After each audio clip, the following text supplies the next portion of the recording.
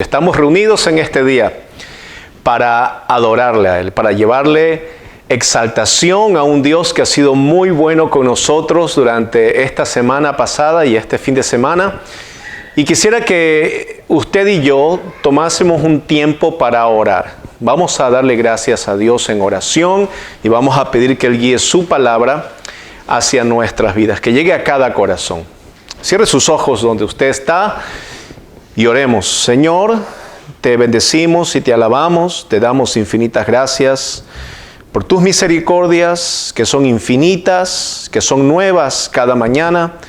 Dios, gracias porque tú estás actuando en nuestras vidas constantemente y estás actuando en nuestras familias también, en nuestra iglesia, para bendecir a aquellos que nos están escuchando, para llevar una mano amiga a aquellos que necesitan, una ayuda espiritual. Y Padre, darte gracias porque sabemos que estás moviéndote en los corazones de las personas. En este momento te queremos pedir que nos ayudes a discernir los tiempos, las sazones, las cosas que tú nos das en tu palabra, Dios. Que nos ayudes, Padre, pero también nos alientes con tu palabra. Te damos gracias una vez más. Espíritu Santo, guíanos en el nombre de Cristo Jesús. Amén. Amén. Y estamos viendo, hermanos, esas evidencias del reino de Dios. Y el reino de Dios, habíamos dicho, que está presente en nuestras vidas. Sin embargo, va a venir el cumplimiento cuando Él traiga ese reino físico, cuando venga el Señor Jesucristo a este mundo a gobernar con sus hijos, con sus ángeles, y esta tierra, como es conocida, va a cambiar. Y hemos estado viendo un libro muy interesante, el libro de Apocalipsis, que es una revelación que Dios da, y bendice esa revelación para que nosotros la estudiemos, para que sea comprendida por cada persona, que podamos entender esos tiempos que se avecinan, que ya estamos viviendo en tiempos difíciles, en tiempos bíblicos y, como se dice, en tiempos apocalípticos. Por eso estamos viendo este libro, que no es un libro de terror, es un libro de ánimo, donde Dios habla a sus hijos y les dice: estas cosas van a suceder, estas cosas tienen que suceder porque Dios tiene un plan para tu vida. Dios tiene un plan para esta tierra, Dios tiene un plan para tu familia, Dios tiene un plan para este país. Dios tiene un plan para Canadá y un plan para el país donde tú te encuentras. Y habíamos empezado a ver esta serie de eventos. Y el apóstol Juan tuvo una visión acerca de un libro, un rollo, donde el único que era digno de abrir ese rollo era nuestro Señor Jesucristo.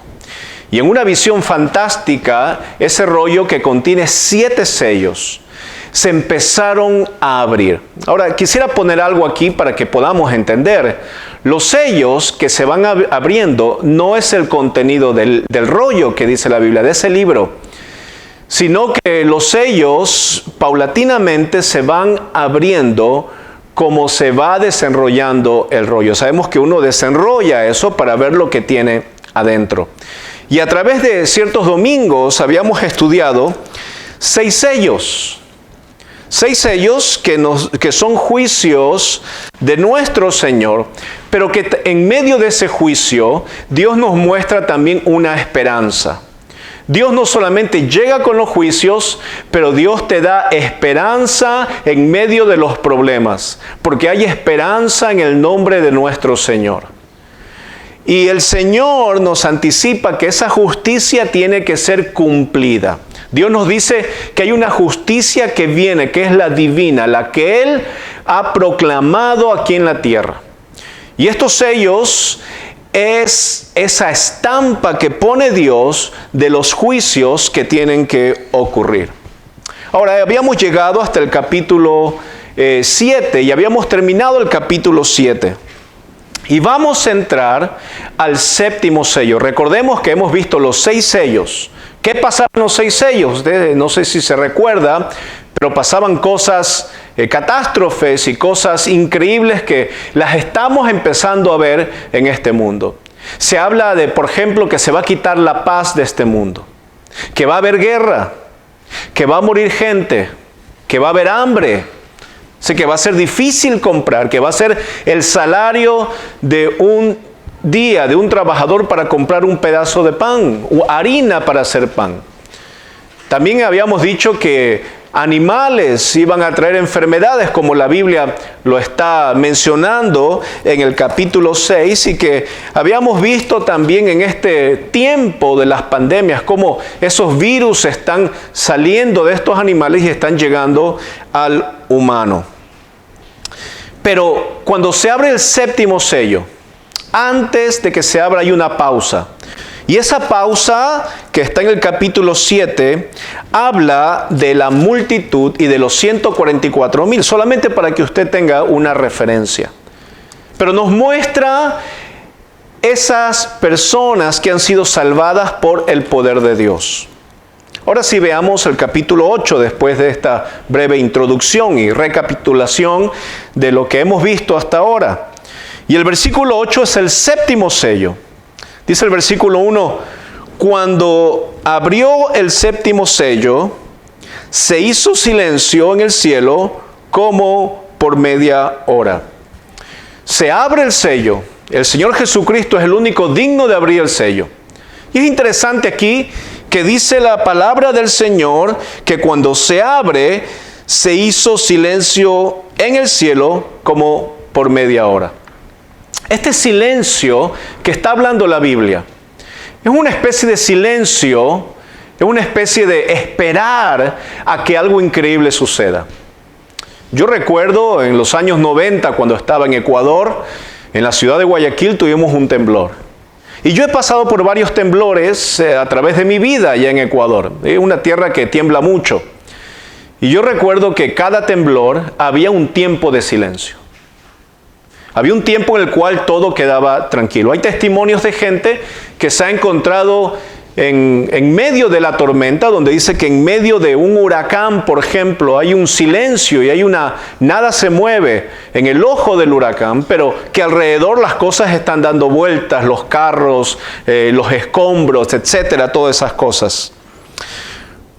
Yo creo que también el silencio es interpretado como una larga espera. Es un juicio que Dios va a mandar a la tierra, es un juicio que Dios trae en su sabiduría, y que esa espera, ese tiempo que nos da Dios, ese silencio que hay en el cielo, es como cuando una persona está debajo del agua y ha pasado unos segundos, y ese tiempo es como que si fuera una eternidad. Yo recuerdo de pequeño también, tuve un accidente y estuve debajo del agua algunos segundos y hay una desesperación. Y ese tiempo, aquí la Biblia dice que es media hora, pero ese tiempo de desesperación pareciera que fuera una eternidad. Pero en ese silencio de Dios es una preparación donde Dios va a implantar el juicio. Y ese juicio de Dios va a llegar. Es un silencio donde nadie va a poder decir nada delante de Dios. No hay excusa. No hay cosa que tú vas a poder decir acerca de tu comportamiento. El ser humano es increíble cómo en su soberbia viene donde Dios a decirle a Dios cómo hacer las cosas. Y son excusas y empiezan a decir, bueno, si yo fuera el creador, yo hubiera hecho estas cosas diferentes, hubiera hecho este mundo diferente. El silencio de Dios es un espacio donde el ser humano no va a tener nada que decir a su Creador. En Romanos capítulo 1, versículo 20, si usted va a su Biblia, que vamos a tener Romanos, y póngale un separador porque vamos a tener ahí también algunas referencias. Romanos capítulo 1, dice la palabra de Dios en el versículo 20, dice, porque las cosas invisibles de Él, su eterno poder y deidad, se hacen claramente visibles desde la creación del mundo, siendo entendidas por medio de las cosas hechas, de modo, dice la Biblia, que nadie tiene excusas.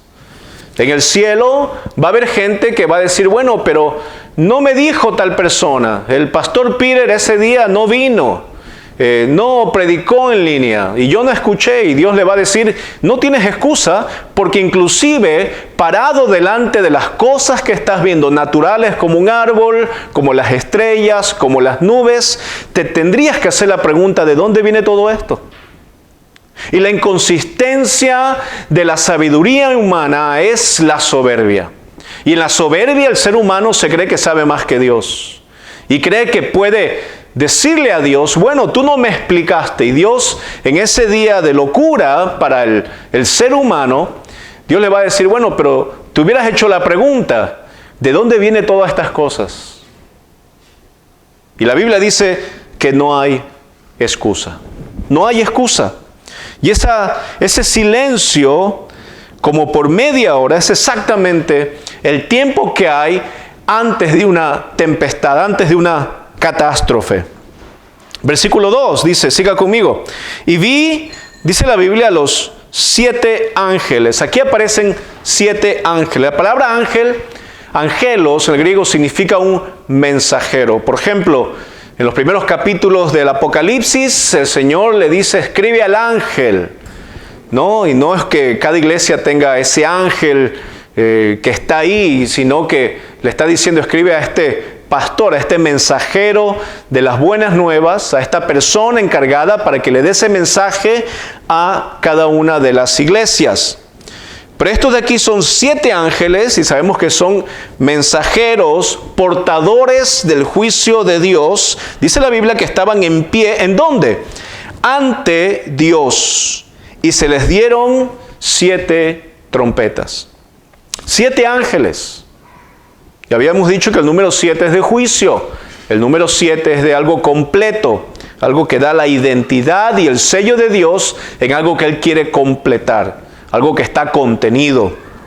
Y aquí, cuando leemos que son 7 ángeles, dice, estaban en pie ante Dios, estaban delante del trono del Señor, estaban ahí cerca de la presencia, y yo creo que eran portadores de un mensaje, y los portadores de juicio, que en este caso es el mensaje de Dios, tienen que estar cerca de esa adoración ante Dios. Dice el versículo 3, otro ángel vino entonces y se paró ante el altar con un incensario de oro y se le dio mucho incienso para añadirlo a las oraciones de todos los santos sobre el altar de oro que estaba delante del trono. Este ángel era otro.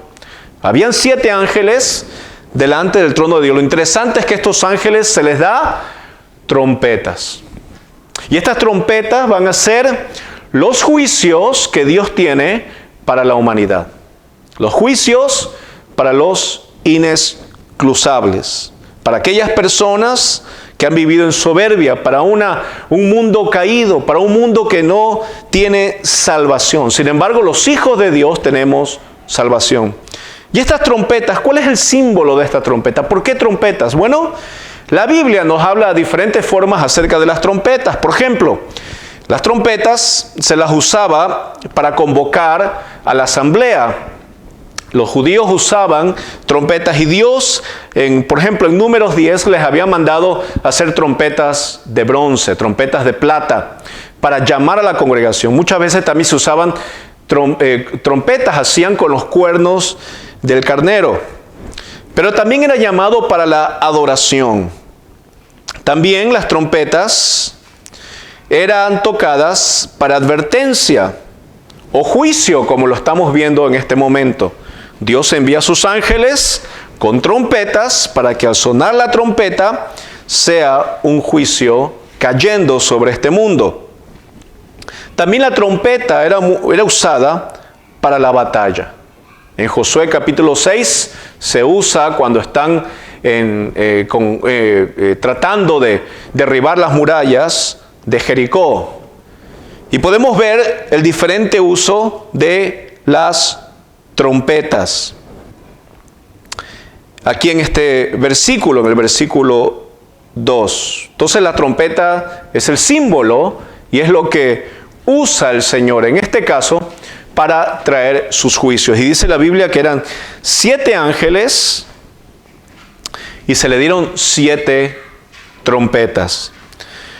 Versículos 3 y 4 dice que otro ángel vino entonces y se paró ante el altar con un incensario de oro, y se le dio mucho incienso para añadirlo a las oraciones de todos los santos sobre el altar de oro que estaba delante del trono. Aquí vino otro ángel que no es uno de los 7, es uno adicional, sería el número 8, y dice que se paró en el altar con un incensario de oro. Esta referencia es siempre acerca de la oración. Generalmente en el santo templo del Señor se ponía un incensario de oro y eso simbolizaba la interacción, la relación que tiene el pueblo de Dios a través de la oración con nuestro Señor. Y esa oración que sube a sí mismo como el humo sube y es agradable, asimismo sube las oraciones de los santos, de los mártires, aquellas oraciones que hace la iglesia los días domingo a las 10:30 de la mañana. Usted se puede conectar y esas oraciones suben delante de Dios. Y esta representación de las oraciones, dice la Biblia aquí en el versículo 3 que se le dio mucho incienso. Mucha oración se ha hecho a través de la historia. Dice la Biblia en el versículo 4, y de la mano del ángel subió a la presencia de Dios el humo del incienso con las oraciones de los santos. Qué maravilloso que usted pueda orar. Y esa oración en el nombre de Jesús va a subir hacia la misma presencia de Dios. Dios escucha la oración. Dice la Biblia que la oración eficaz del justo puede mucho. Mire qué increíble. La oración llega a la misma presencia de Dios. Pero aquí viene lo interesante. Dice, y el ángel tomó el incensario y lo llenó del fuego del altar y lo arrojó a la tierra. Y hubo truenos y voces y relámpagos, dice la Biblia, y un terremoto. De alguna forma este pasaje nos recuerda dos cosas. Primero, la oración puede mucho. La oración llega al Señor, la oración no es algo que Dios olvida, Dios hace, se tapa un ojo y dice, bueno, sí oraste, pero no escucho tu oración. Dios no hace eso. Dios tiene grabado cada cosa. Dios recuerda cada cosa. Dice la Biblia que Él tiene contado inclusive hasta nuestros cabellos. A Dios no se le escapa ninguna oración que usted haya elevado. Y lo segundo es que la oración que tenemos nosotros es una oración que pide justicia en este mundo. Es una oración que se eleva ante Dios pidiendo que, como en la oración de Jesucristo, que su reino venga pronto. Que haya justicia en un mundo injusto. Que haya justicia en un mundo corrupto.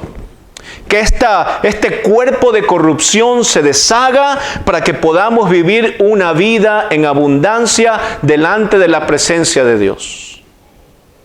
Ese es el significado y eso es lo que da a entender esta oración cuando dice que este ángel, dice, llenó del fuego del altar y lo arrojó a la tierra. Es como que si esa justicia, esas oraciones hayan subido al Señor y el Señor haya tomado justicia y esa justicia se haya devuelto a la tierra. Quizás lo podamos comprender mejor si vamos un poquito atrás en Apocalipsis capítulo 6, desde el versículo 9. Déjeme leerle. Cuando abrió el quinto sello, está hablando aquí cuando abrió el quinto sello, vi bajo el altar las almas de los que habían sido muertos por causa de la palabra de Dios y por el testimonio que tenían. Es decir, aquellas personas que habían creído en Cristo Jesús. Eso es lo que vio el apóstol Juan. Vio las almas que estaban ahí, los que habían sufrido, los que habían sido muertos, los que habían estado proclamando el Evangelio, los que habían creído en el Señor, aquellas personas que sus propios familiares lo rechazaron, aquellas personas que fueron marginadas, que fueron ejecutadas para morir, solamente por creer en el Señor Jesús. Solamente por decir que son cristianos y que ellos creen en el Evangelio y en el poder de Dios. Y era necesario que estas cosas pasaran. Pero escuche lo que dice el versículo 10. Que estas personas, esas oraciones, dice, y clamaban a gran voz diciendo, ¿hasta cuándo, Señor Santo y verdadero, no juzgas y vengas nuestra sangre en los que moran? ¿En dónde? En la tierra. No, hermano. Dios no se ha olvidado de tus oraciones. Y tampoco Dios se ha olvidado de aquellos que te hacen daño. Dios no se olvida de las injusticias.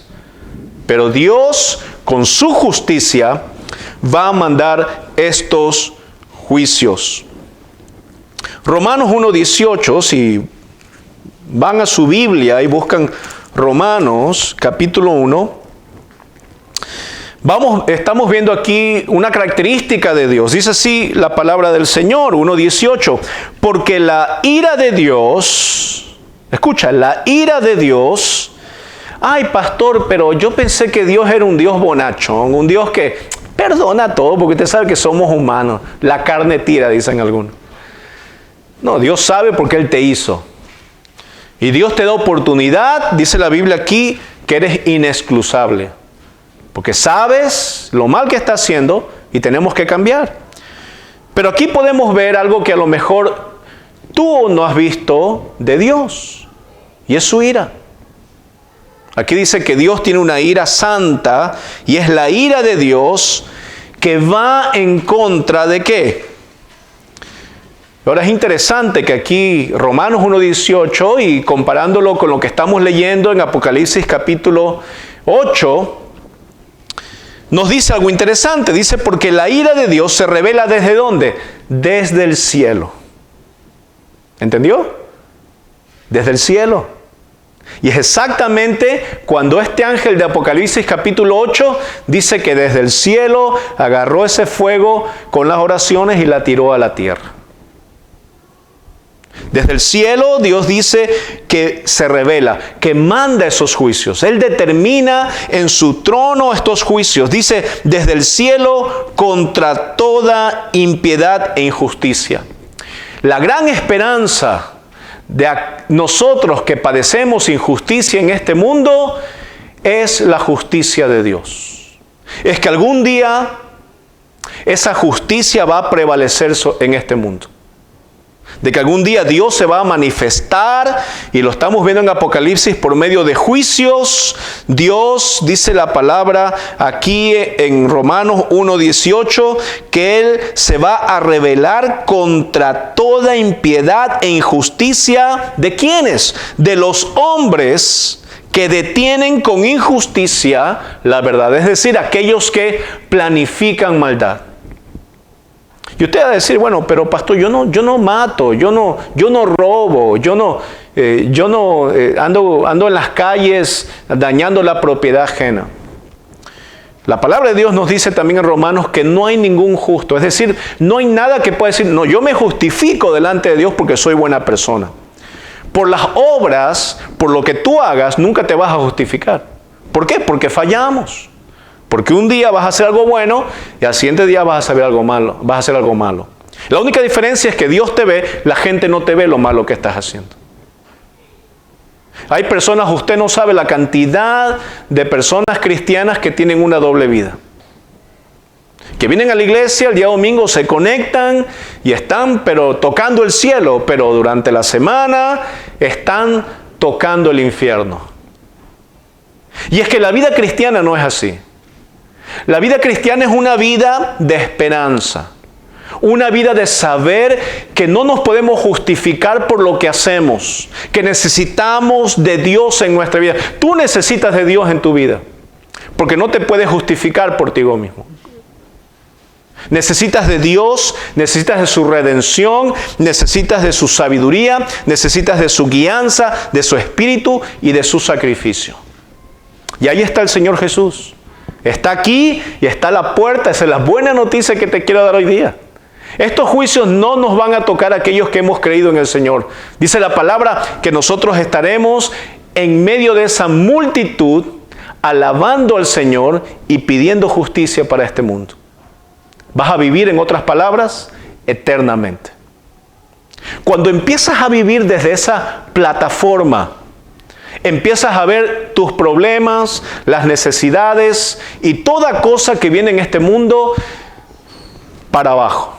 Empiezas a ver que el Dios que tienes, que te ha elevado, que te ha puesto en un lugar, que se ha manifestado ante ti, hace que esa fe que tienes en Dios, veas los inconvenientes, veas los problemas y veas las calamidades desde otra perspectiva, hermano. La semana pasada estuve hablando con mi mamá, me llamó y me dice, mijo, ¿cómo estás? Ella está en Ecuador, no puede viajar a Canadá y me estaba diciendo, bueno, ¿cómo estás? ¿Cómo te sientes? ¿Cómo está la pandemia? Yo imagino que debe estar ahí preocupado, etcétera.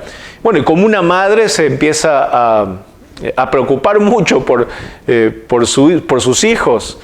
Y me llamó preocupada y diciendo esto, el otro, por la familia, etcétera. Yo decía, mamá, una cosa que he aprendido yo en mi vida, y ahora no solamente con su palabra, pero de experiencia, es ver todas las cosas que pasen desde una altura. Porque aquí está el Señor y yo quiero ver con sus ojos. Quiero ver desde esa altura y todo lo que está abajo es como cuando te vas en un avión y las casas que son enormes y las montañas que son enormes y las calles, carreteras y aeropuertos y lugares, estadios se ven chiquititos. Cuando te subes a la perspectiva que Dios te da en su palabra, ves toda cosa, los problemas que se avecinan, las cosas que vienen a tu vida, lo ves desde otra perspectiva. Ya no te van a asustar. Va a haber pruebas, no estoy diciendo que no va a haber problemas en tu vida. Va a haber, pero ya no los vas a enfrentar de la misma manera como los has seguido haciendo. Ya no estás huyendo de los problemas, pero estás con fe, sabiendo que ese juicio de Dios viene, que Él va a pagar a cada quien como se merece. Y es exactamente lo que la Biblia nos está diciendo. Hay una culpabilidad del hombre, a pesar de que personas se quieren justificar a sí mismas. Pero es Dios el que va a traer justicia a este mundo. Y es exactamente lo que aquí en el capítulo 8 del libro de Apocalipsis, este ángel que tiene el incensario y lo llenó de fuego del altar, lo echa a la tierra. Y dice la Biblia que hubo truenos, hubo voces y relámpagos y hasta un terremoto. Esas voces de los mártires pidiendo justicia contra aquellos que están aquí en este mundo.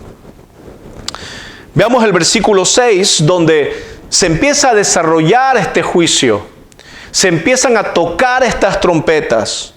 Los ángeles están listos a tocar y vamos a entrar aquí en un periodo que se conoce como la Gran Tribulación. Hemos visto hasta ahora en los primeros 6 sellos que hay catástrofes, hay guerras, hay hambre, hay enfermedades, hay mortandad, pero nada de eso se compara con lo que va a venir ahora. Lo que va a venir ahora son juicios tremendos. ¿Y sabe qué? Al final usted va a ver que no importa si son los 7 sellos, no importa si son las trompetas, si son los ayes o si son las copas del juicio. Las personas que tienen el corazón endurecido, ni aún viendo estas cosas, estas calamidades, se van a arrepentir.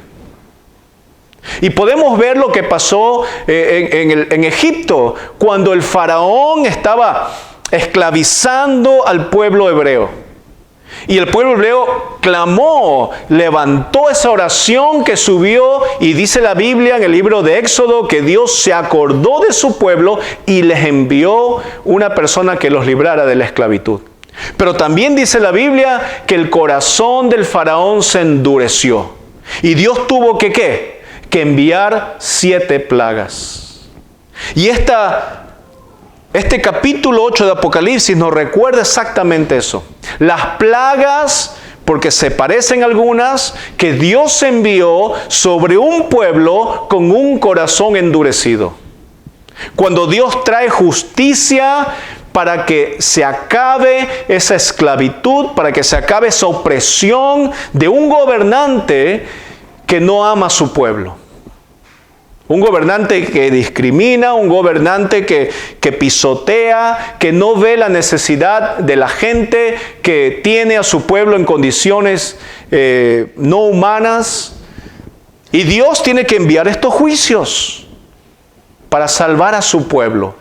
Y es la misma forma como nos presenta el capítulo 8, y los ángeles se alistan a tocar estas trompetas. Dice el versículo 6, y los 7 ángeles que tenían las 7 trompetas se dispusieron a tocarlas. Veamos el primero, el versículo 7. Dice que el primer ángel tocó la trompeta y hubo granizo y fuego mezclados con sangre que fueron lanzados sobre la tierra, y la tercera parte de los árboles se quemó. Quemó toda la hierba verde. Dice la Biblia que cuando este ángel tocó la trompeta hubo granizo. No es la primera vez que hay granizo en la Biblia. La Biblia dice en varias ocasiones donde ha caído granizo. Pero es un elemento que cuando cae causa destrucción. Pero aquí no solamente que cae granizo. Dice la Biblia en el versículo 7 que estaba mezclado con fuego. Es decir, la destrucción no solamente que era por el impacto, sino también por las llamas. Y eso provocó que se quemara la tercera parte, dice la Biblia, de la tierra, la tercera parte de los árboles y toda la hierba verde. Una de las cosas que yo pienso es que cuando la Biblia está hablando de estas catástrofes, está también derribando la esperanza que la gente ha puesto en ciertas cosas. Cuando tú pones la esperanza en algo que no es Dios, eso se llama idolatría. Y hay gente que tiene idolatría por las cosas naturales, es decir, por la naturaleza. Nos han enseñado en las escuelas que hay que tener cuidado, que la madre naturaleza es sabia, que tenemos que cuidar este planeta, que tenemos que ver por las cosas naturales, etc. Y hay gente que adora, hay religiones que adoran y que tienen alto a le dicen ellos, la madre naturaleza. La Biblia nos muestra que la tercera parte de los árboles, de la hierba verde, se va a destruir. Esto también lo podemos ver en Éxodo capítulo 9, del 23 al 24, donde la Biblia también habla de ese juicio, que Dios envió granizo, y el granizo causó destrucción en el pueblo egipcio. Entonces, cuando tú pones la esperanza en algo que no es Dios, hermano, se destruye. Cuando tú pones la esperanza en sacar a la gente de sus trabajos, en quitar a la gente de sus negocios, por poner más taxes a la gente para cubrir una necesidad de la madre naturaleza, lo que estamos haciendo nosotros es sacrificar a personas por algo que se va a destruir. Dice la Biblia que se va a acabar la tercera parte. Ahora, eso va a ocasionar un efecto en las personas. Va a haber hambre, como lo acabamos de decir también en los primeros sellos. Va a haber hambre, va a morir gente, va a haber malnutrición, va a haber escasez de alimentos. Y tiene sentido cuando vemos en dónde nos estamos direccionando en este mundo. Hay gente que ahora tiene más cuidado de las cosas naturales que de los niños.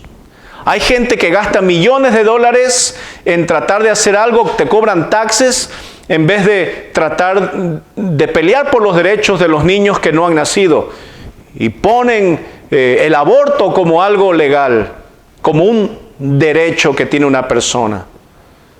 Cuando no miran el derecho que tiene esa criatura indefensa, un ser que Dios ha formado en el vientre de una madre. Yo creo que estamos haciendo algo malo cuando ponemos la naturaleza, cuando empezamos a cargar a la gente por algo que vemos en la Biblia que no va a durar. Es importante entender que sin dejar de ser buenos mayordomos en este planeta, no podemos idolatrar la naturaleza. Había un gobernante en Ecuador, un ministro de Medio Ambiente, que iba Freddy Ehlers se llamaba, iba como era de medio ambiente, él iba a cada árbol y lo iba abrazando y lo iba besando. Y él creía literalmente en adoración y le hablaba a los árboles. Bueno, la Biblia dice que eso es una locura. No hay que idolatrar, no hay que cambiar eso que es la adoración a nuestro Dios por la adoración hacia la naturaleza o a otra cosa.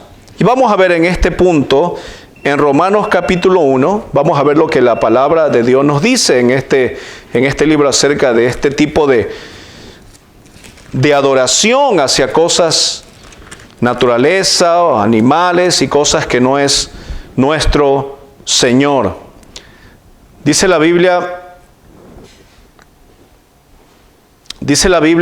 en Romanos capítulo 1, si tiene su Biblia ahí con nosotros, dice la Biblia en el versículo 22, profesando ser sabios, se hicieron necios y cambiaron la gloria de Dios incorruptible en semejanza de imagen de hombre corruptible, de aves, de cuadrúpedos y de reptiles. Y ahí están las personas dándole gloria, adorando a personajes, a políticos, a ideologías, a razonamientos, a filosofías que hay en este mundo y se olvidan del Creador, se olvidan de que el Señor es aquel que les dio vida, que Dios creó este mundo. Y no solamente eso, pero escucha lo que dice la palabra de Dios, por lo cual también Dios los entregó a la inmundicia en las concupiscencias de sus corazones, de modo que deshonran entre sí sus propios cuerpos. Versículo 25, ya que cambiaron la verdad de Dios por la mentira, honrando y dando culto a las criaturas, antes que al Creador, el cual es bendito por los siglos. Amén. ¿Escuchó? Dice que hay personas y este mundo cambia la verdad de Dios por la mentira y honra y dan culto a criaturas, a la naturaleza. Hay gente con el movimiento de cuidar los animales que realmente adoran a los animales. Tratan mejor a un perro que a un niño. Gastan más en educar a un perro que gastan en el tiempo de la educación. Pasan más tiempo con un animal que con sus propios hijos. El gobierno prefiere dar más derechos a un animal que un niño. Entonces la Biblia nos está diciendo que el ser humano, la injusticia de este mundo y la gran mentira de Satanás es hacerte pensar que es más importante la naturaleza, más importante que adorar a un hombre, a una persona, adorar un animal, adorar una planta, adorar un mineral, que confiar más en esas cosas que la gloria que se le tiene que dar a nuestro Señor. Que confiar en un Dios que existe, que es real y que tiene planes para este mundo. Lo estamos viendo en este momento. Volvamos al capítulo 8, donde el ángel, dice la Biblia en el versículo 8, va a tocar la segunda trompeta. Dice la Biblia, el segundo ángel tocó la trompeta y como una gran montaña ardiendo en fuego fue precipitada en el mar. Dice, no sabemos cómo es, algunos teólogos han dado una interpretación, pero creo que no podemos ser pragmáticos en este aspecto y decir esto es, pero sí podemos tomar una verdad en este pasaje y meditarla y ver cuál es la verdad bíblica que nos está diciendo la palabra de Dios aquí. De alguna forma, hubo como una gran montaña, dice que estuvo ardiendo en fuego y que esa montaña fue precipitada en el mar. Lo importante aquí es ver qué pasó. Dice, y la tercera parte del mar se convirtió en sangre. De alguna forma, el color del agua cambió, se tiñó de rojo. Y también esto pasó en Éxodo, capítulo 7, versículo de 20 al 21, donde uno de los juicios de Dios sobre los egipcios fue que Moisés convirtió el agua en sangre. Y si es una montaña, yo me imagino ardiendo, que va a caer no en un lago, no en un río, va a caer en el océano. Ese es mi pensar. Yo creo que en el océano, dice, el mar se convierte en sangre. Versículo 9, y murió la tercera parte de los seres vivientes que estaban en el mar. Estaba leyendo, cuando estaba preparando esta predicación, que hay más de 50,000 barcos registrados en el mundo. 50,000 barcos, buques estoy hablando, cargueros de pesca registrados. No estoy hablando de botes, de ir al lago, de 2 personas o 3 personas. Más de 50,000. Es una cantidad increíble. Ahora escuche, este juicio va a llegar precisamente a un lugar, al mar, donde es otro abastecimiento de comida, donde gente vive de la pesca, donde se consume producto a diario del mar, donde son importantes para el crecimiento. El juicio de Dios va a llegar donde más le duele al ser humano.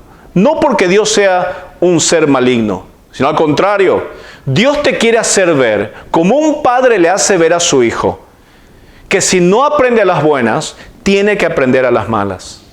Necesitamos el castigo como parte de la educación también en nuestras vidas. Es importante que sin dolor uno a veces no va a entender. Hermano, hermana que me escuchas, si hay dolor en tu vida, tienes que recapacitar y discernir. Bueno, ¿es un dolor causado por ti mismo? ¿Es un pecado que tú estás haciendo que te está trayendo vergüenza a tu vida? ¿O es un dolor en el cual Dios te pone para que tú pases esa prueba y salgas victorioso y des gloria a Él?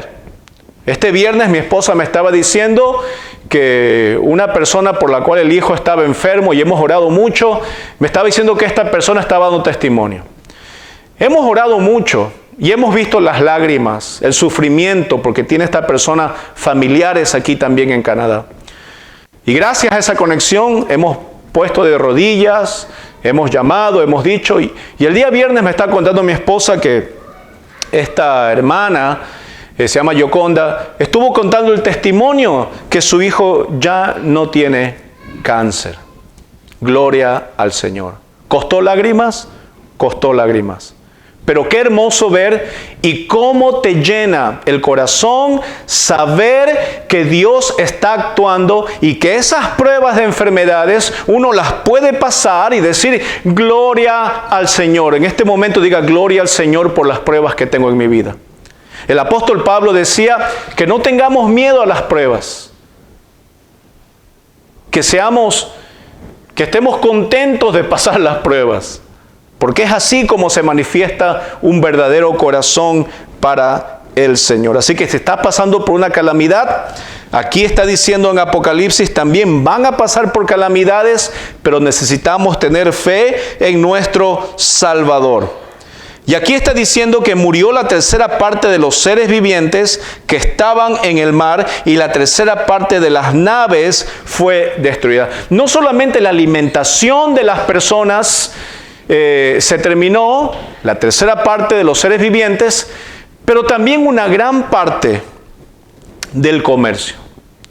Recordemos que el océano, el mar ha sido la forma como se han venido negociando, llevando productos hacia otros países, transportando personas, transportando materiales para la economía. La economía en estos tiempos de gran tribulación va a padecer muchas calamidades. Hemos estado escuchando ahora por la pandemia cómo la economía de cada país ha decaído terriblemente. Gracias al Señor estamos sobreviviendo. Gracias a Dios, aquellos que estamos pasando por diferentes adversidades, estamos, gracias a Él, con fe y saliendo adelante. Y yo te invito a que si tú no has experimentado esa fe y esa paz que Dios te da en medio de los problemas, lo hagas hoy día creyendo en Él. Entonces, asimismo como Dios envió a Egipto esa plaga donde se transformó el agua en sangre, asimismo en la gran tribulación va a pasar y Dios va a permitir que el mar se convierta en sangre. Y la tercera parte de los seres vivientes, y dice la Biblia, y las naves fueron destruidas. Veamos el tercer ángel, dice la Biblia, el versículo 10, que tocó la trompeta y cayó del cielo una gran estrella, ardiendo como una antorcha, y cayó sobre la tercera parte de los ríos y sobre las fuentes de las aguas. Y el nombre de la estrella, versículo 11, es ajenjo, y la tercera parte de las aguas se convirtió en ajenjo. Y muchos hombres murieron a causa de esas aguas, porque se hicieron amargas. Vemos otro juicio del Señor. Asimismo, involucra el agua, pero no es el agua comercial, no es el agua del mar. Y son las fuentes del agua que uno tiene para consumir diariamente. Una persona puede vivir sin comer varios días, pero no puedes vivir mucho tiempo sin agua. Y dice la Biblia que la tercera parte de las personas van a morir porque esas aguas son amargas. Eso me trae a la memoria que hace tiempo estuve leyendo y estaba dando una predicación de un hombre en el desierto, donde de la desesperación de que no tenía agua, empezó a tomar agua del coolant, que es un líquido especial, le llaman el antifreeze, que es el líquido para enfriar el motor, que en estos países se usa un químico, porque si se usa agua se congela. Y la desesperación de tomar sed es tanta en una persona que tú puedes tomar veneno si está enfrente tuyo, porque la desesperación de la sed en el ser humano hace calmar esa sed, hace que tomes cualquier cosa, inclusive veneno, inclusive motor para carro o gasolina. Es una desesperación indescriptible. Bueno, el tercer ángel con la trompeta, cuando la toca, esas aguas se van a volver amargas. Asimismo, como cuando el pueblo encontró aguas amargas y empezó a echarle la culpa a Moisés y decirle, bueno, ¿para qué nos salimos de Egipto? ¿Para qué Dios nos libra si Él no sabe lo que hace y tú no sabes dónde nos llevas y vamos a morir y bien hubiéramos estado allá? Y esas aguas que le llaman en el Antiguo Testamento las aguas maras o amargas, es el mismo espíritu que hay en estos tiempos. Hay gente que no se sacia solamente con una vida tranquila. Hay gente que vive sedienta y que vive tomando aguas amargas en su vida por el pecado. Y es que el pecado no te va a traer otra cosa que amargura a tu corazón. Las malas decisiones, las personas, hay gente que, inclusive yo tengo que llamar para decirle, bueno, ¿qué consejo? En vez de que busquen un consejo sabio, donde una persona sabia, van y toman sus propias decisiones. No consultan a Dios, peor van a consultar al pastor. Pero vemos que el fruto de una vida que no está con Dios es amarga. Y si no tomas las riendas de tu vida, y le pides a Dios que te perdone por las decisiones que has tomado y vuelves tu corazón a Dios, vas a vivir una vida en amargura. Hay gente que trabaja toda su vida y no ha disfrutado un centavo porque su corazón está amargo. Hay gente que tiene muchos hijos, pero vive solo porque su corazón es amargo. Y hay gente que es muy buena con todos, menos con su familia. Y nunca va a tener la gratificación de un familiar venir y decirle gracias. ¿Por qué? Porque su corazón vive en amargura. El ajenjo a través de la Biblia, el ajenjo es una planta que es muy amarga y dice que mezclada con agua puede ser hasta mortal, te puede causar náuseas, vómito, parálisis, etc. Y la Biblia usa esta planta para darnos a entender nosotros que estas aguas que son de vital importancia para el consumo diario del ser humano van a ser veneno para nuestras vidas. Hay una historia en el Evangelio de Juan, capítulo 4, que es una de mis historias más favoritas en la Biblia, en los Evangelios. Y es cuando Jesucristo va a un pozo y se encuentra una mujer samaritana. Judíos y samaritanos no se llevaban. Y Jesucristo empieza a entablar una conversación con ella. Y le decía a ella, dame de beber.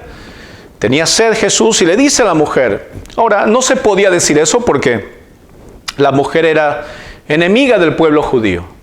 Y Jesucristo rompe con muchos esquemas de injusticia. Por ejemplo, no hablar con una mujer. Jesucristo fue y habló con ella. Y no podías así de sencillo ir y entablar una conversación. Jesucristo hizo ver que todos nosotros tenemos el mismo valor y nos necesitamos. Jesucristo le fue a pedir agua a una mujer. Y no solamente eso, que era un pueblo enemigo del pueblo judío. No compartían los mismos valores, se decían nombres unos con otros y vivían marginados unos con otros. Unos creían que allá se debía de adorar y otros pensaban que allá se debía de adorar. Y Jesucristo dice, ni aquí ni allá. El verdadero adorador le adora a Dios en espíritu y en verdad. Y la mujer le dice a Jesús, siendo tú judío, ¿me pides a mí que yo te dé beber? Y Jesucristo le dijo algo que te quiero dar en este día. Jesucristo le dijo, si tú supieras quién te hablara, en vez de que yo te pidiera, dice Jesús, agua, tú me pedirías a mí el agua de vida eterna. Hermano, en estos tiempos la gente va a vivir en una necesidad tremenda. Hoy tú tienes un agua fresca, limpia, que te está ofreciendo Dios para tu vida. Algo que va a calmar tu sed. Jesucristo le dijo, cuando bebas del agua que yo te doy, no vas a tener sed jamás. Y es que el mundo está viviendo en constante miedo en estos tiempos. No vive tranquilo, vive amargo. Vive amargado de las circunstancias, vive amargado de los virus, vive amargado de las decisiones gubernamentales. Pero Jesucristo te dice, si bebes de esta agua, esa agua que tiene Jesús no es ajenjo, no es amarga, es dulce, más dulce que la miel. Y hermano, yo te puedo dar y te puedo garantizar que cuando vas y bebes del agua de vida eterna, que es la palabra de Dios, donde te muestra Jesucristo, tú no vas a tener sed jamás, ni vas a vivir en amargura nunca más. Y el cuarto ángel, dice la Biblia que el cuarto ángel tocó la trompeta y fue herida la tercera parte del sol. Aquí en esta parte, cuando el ángel toca la cuarta trompeta, vemos algo que ya no pasa en la tierra, pero va a pasar en los cielos. Va a pasar algo allá en la estratosfera. Va a pasar algo en las estrellas, en los sistemas, en nuestra estrella que es el Sol. Y va a pasar algo increíble, algo que no se ha visto nunca en la historia de la humanidad. Sin embargo, sí está registrado como un juicio de Dios desde antes. Dice, para terminar de leerle el cuarto ángel que tocó la cuarta trompeta, dice, fue herida la tercera parte del sol y la tercera parte de la luna y la tercera parte de las estrellas, para que se oscureciese la tercera parte de ellos y no hubiese luz en la tercera parte del día, y asimismo de la noche. Esto también pasó en Éxodo capítulo 10, donde Dios envió oscuridad, donde no se podía ver.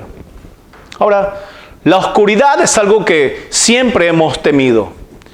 Cuando estás en un cuarto y se apaga la luz, Bueno, sabemos que hay un poco de miedo. No sabemos qué va a pasar, no sabemos dónde están las cosas.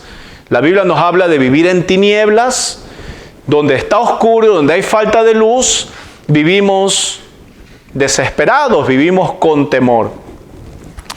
Imagínese que la tercera parte del día esté oscurecida.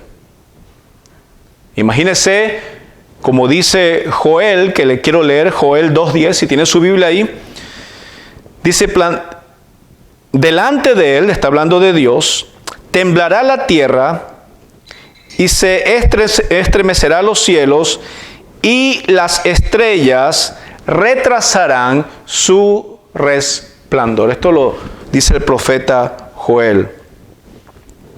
Y dice Amós, capítulo 8, versículo 9, si tienen su Biblia, yo se lo voy a leer. Dice el Señor, en la segunda parte, haré, dice el Señor, que se ponga el sol al mediodía y cubriré de tinieblas la tierra en el día claro.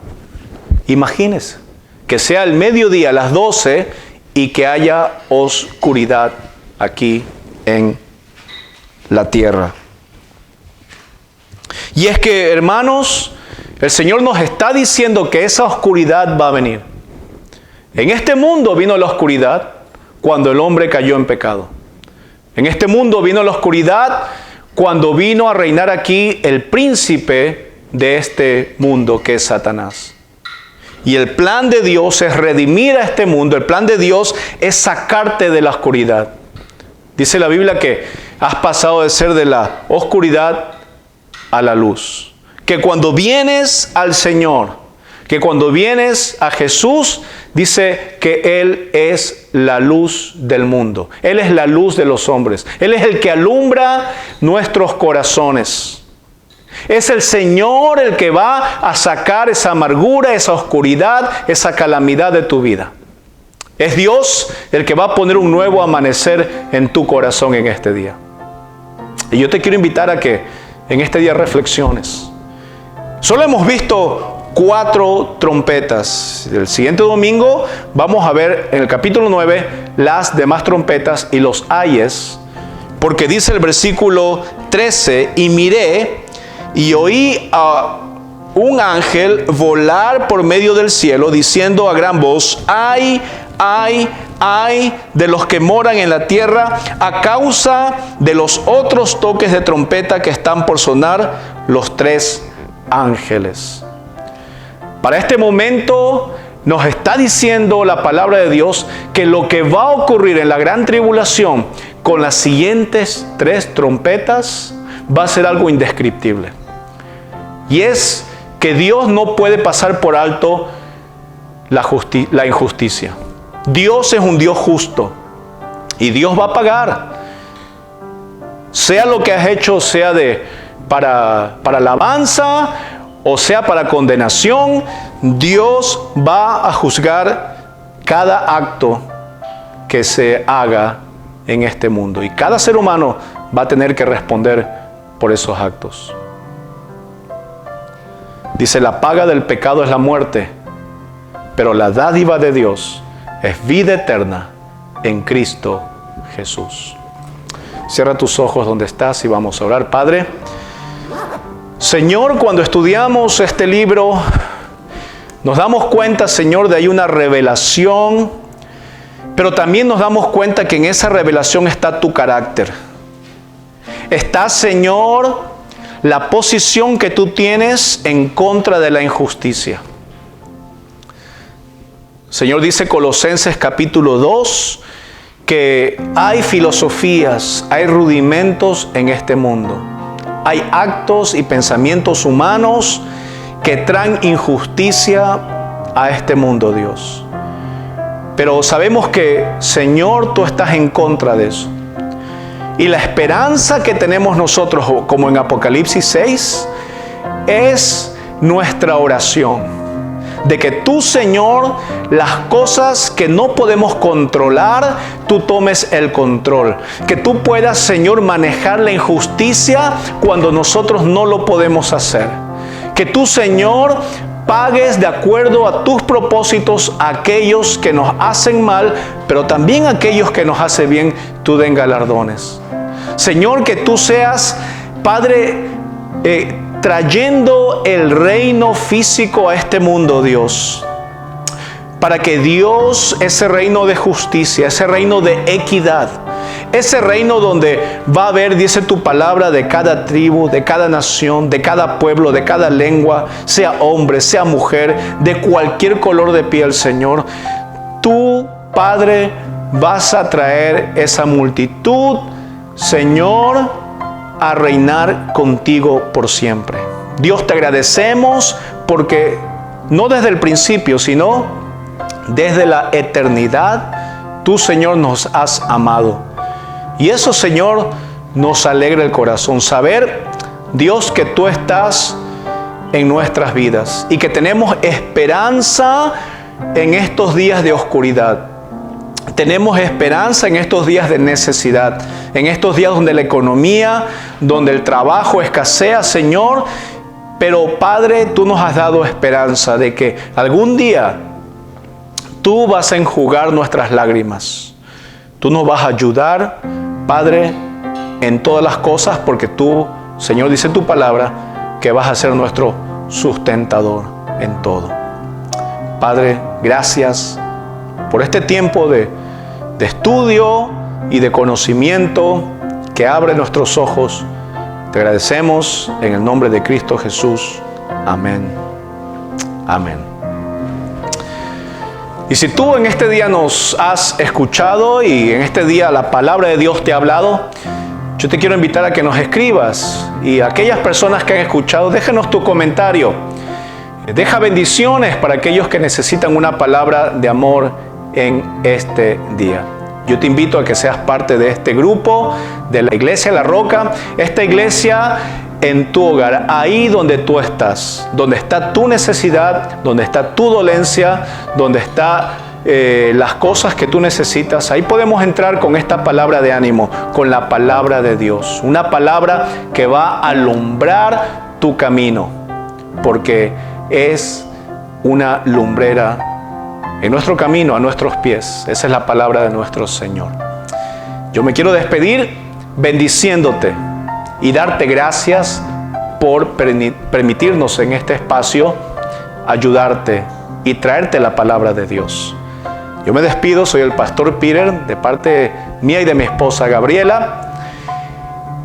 Les queremos mandar un saludo grande, un abrazo, y saber que pronto nos estaremos reuniendo también, Dios mediante, ya en el edificio. Mientras tanto, seamos la iglesia, seamos el pueblo de Dios unido, y llegamos a ti gracias a que nos abres esa ventana, esa puerta. Dios me los bendiga, hermanos.